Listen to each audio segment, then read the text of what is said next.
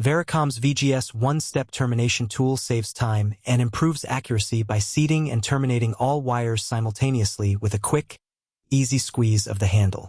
The integrated blade cuts and removes excess wire after seated in the connector, eliminating any need for extra trim steps.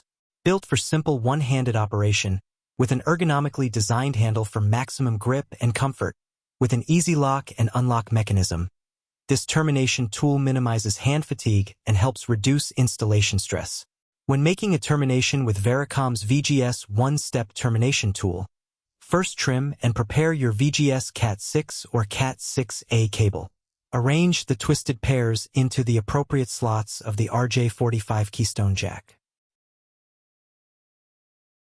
Next, place the jack into the one-step termination tool and fully squeeze the handle to seat and trim the cable.